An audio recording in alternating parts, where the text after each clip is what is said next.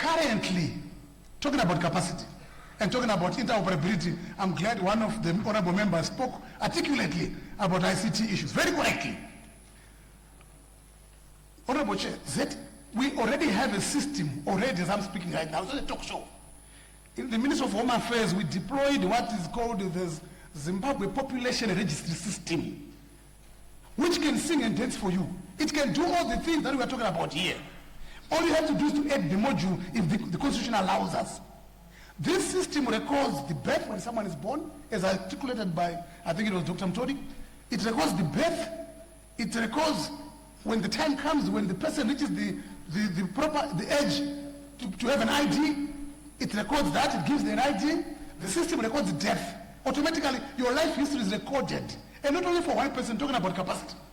For more than 16 million in this country, the Registrar General keeps those records.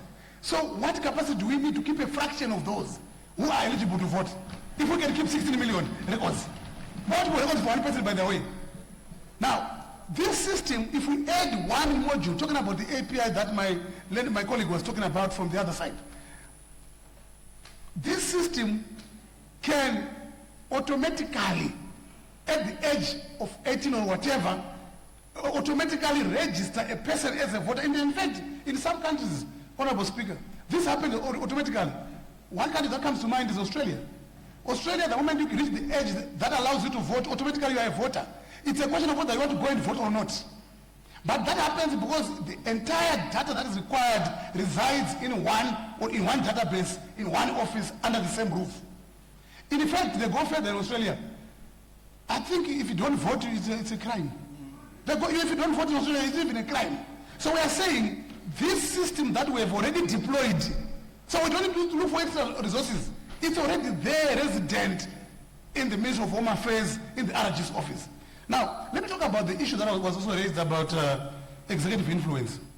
My colleague who spoke about ICT would know that the moment you've got a proper designed ICT system, it cannot be, it cannot go for tree, it cannot be bribed, it doesn't sleep if it's designed properly, that system. Now, talking about executive influence, I find it very interesting because I'm also sure if all government systems or institutions are closed when we go for elections, do we close all offices? They still continue to perform ancillary work to support the electoral processes. As articulated by Dr. Mtodi, we still use the ID identification card, Chitupa, but it has been created by an office which is under the executive. So how then do we separate that? So, Honorable Speaker, now talking about the ZPRS, by the way, it is a system that a lot of African countries are coming to learn from. And this is here in this country, in Zimbabwe, under the Ministry of Home Affairs. Well, I can even name them. We even have a seminar that is going to happen in July, where all other registrars from the entire Africa are coming here to learn from this country. So in terms of capacity, Honorable Chair, I think we have too much capacity to say the very least.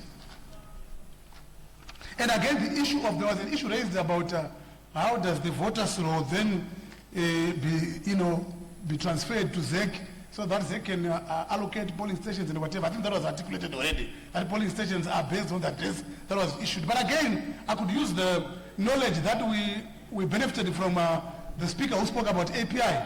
Through the API, other systems can connect to the database, which is resident already as I'm speaking. We don't have to create another one.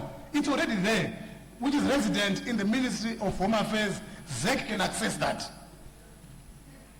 I think most of the questions which were issues that were raised, Honorable Chair, had already been articulated by the Minister of Justice. It was just a repetition. So I will not labor this August House by repeating the same responses I so submit. Point of clarity. Thank you, Honorable Minister. Another point of clarity. Point of clarity, Honorable Speaker. For point of clarity. Honorable Chigombo, we will say that you don't switch on your mic until you are recognized, so that we maintain order. You have a point of clarity. There is some communication I want to have with the Honorable Minister. The Honorable Minister is assuring this House that the system is already there. that is housing all the civil registry data for this country, which is a plus for us. So if the system is there, why does he want ZEC to have APIs? Why does he want registry to have APIs that communicates with ZEC's polling station allocations, but he doesn't want ZEC to have APIs that communicates with the civil registry data set when it comes to those who have died and those who have born on particular at any given time. The other thing that I want the minister to explain to us is, Honorable Speaker, systems, even a computer system, will have its challenges. So if we take this role back to the Registry General, the Registry's office, it means that when I have got voting queries, I will have to go to the Registrar's office, because that's where now all the processes are being conducted. So why are you overburdening the RG's office when we are saying to us, Honorable Minister, the data set is there. All we need is a law that mandates ZEC's database, ZEC's systems to communicate with RG systems. Thank you for seeking for clarification. Honorable Minister of Home Affairs. Thank you, Honorable Chair.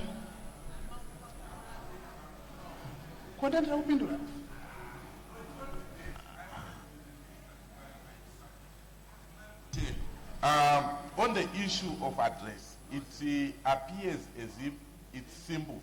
It's a complicated system because addresses, they do change.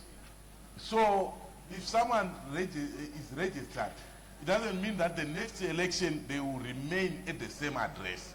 So this is where the issue comes, and we need confidence on that. You can't brush it aside as if we are not understanding what is happening. If we consider those whose houses are being destroyed, where they are being told to go back to their homes, thank you, it means they are changing addresses. Thank you, Honorable. Honorable Minister, may you please respond?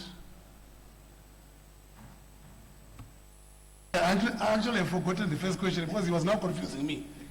I was now forced to listen to two different questions at the same time. But however, I'll attempt to respond. Honorable Chair, I did not say I want information from RG to go to ZEC and not the other way around. I didn't say that.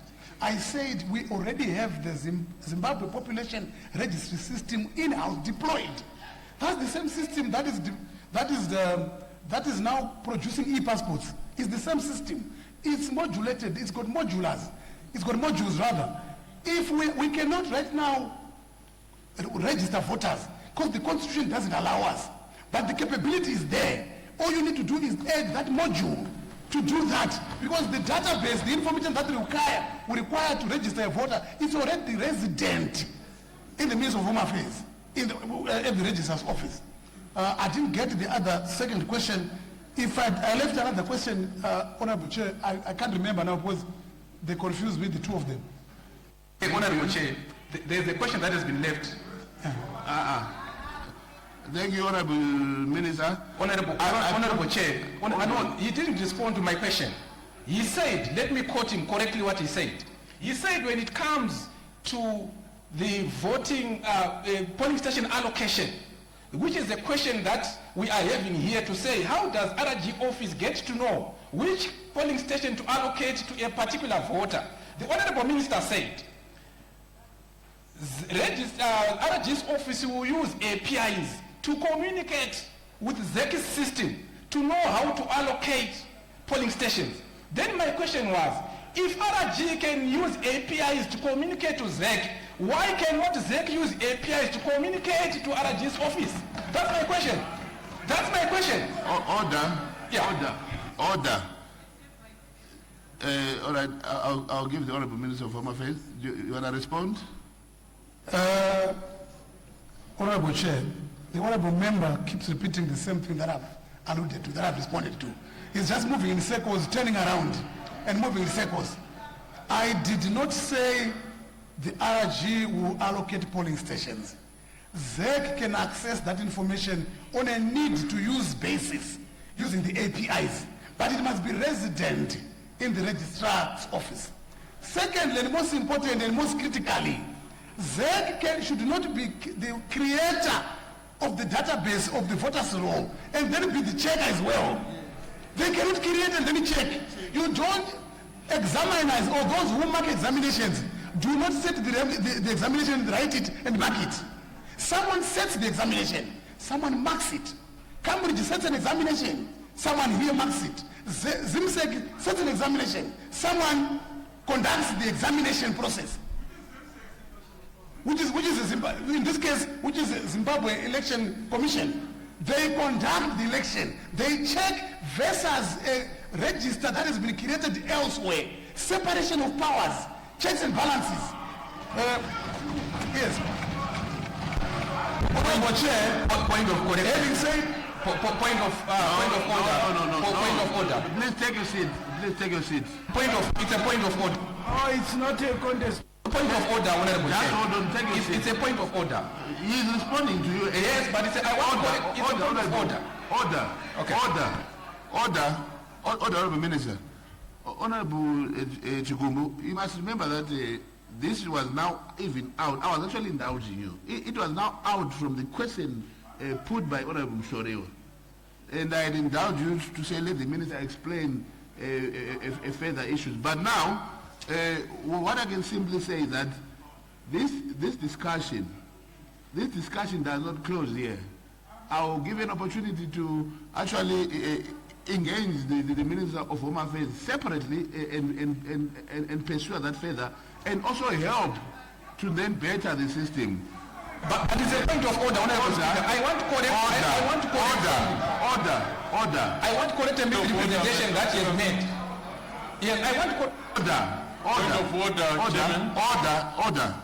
I put the question that clause number 2, new section inserted in Constitution is be deleted as proposed by Honorable Mshorewa. Those who are of that opinion will say aye. Those of the contrary opinion will say no. The noes have it, the clause remains. I move to